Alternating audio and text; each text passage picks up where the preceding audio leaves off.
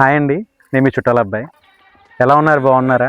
నిన్న బీటెక్ విషయాలు చాలా మాట్లాడాను కదా. మాట్లాడుతూ ఉంటే చాలామంది ఫ్రెండ్స్ నాకు ఫోన్ చేసి చాలా బాగా చెప్పారా, ఇవన్నీ చాలా బాగా గుర్తున్నాయి నీకు, గణపతి, శ్రీదేవి, విష్ణుశ్రీ రెస్టారెంట్లో ఎంజాయ్ చేసినవి బాగా గుర్తున్నాయి, బాగా చెప్పావు.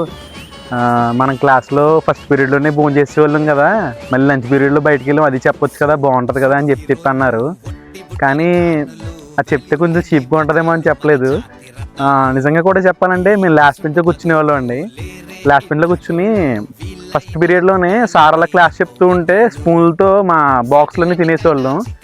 తర్వాత ఇంకా ఆకలి ఎక్కువ వేసేసి మా ఫ్రెండ్స్ బాక్సులు కూడా తీసుకుని అలా తెలియకుండా దొబ్బేసి తినేసేవాళ్ళం అండి. తర్వాత మళ్ళీ ఇంకా ఆకలి వేసేస్తే క్యాఫ్టీరియాకి వెళ్ళి లంచ్ ఇంటర్వెల్ బ్రేక్లో వెళ్ళి తినేసేవాళ్ళం.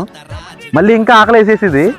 తర్వాత మళ్ళీ మీకు చెప్పింది తెలిసిందే కదా, శ్రీదేవి, విష్ణుశ్రీకి వెళ్ళి తినేసేవాళ్ళం. అంత చాలా చాలా ఎంజాయ్ చేసేవాళ్ళం.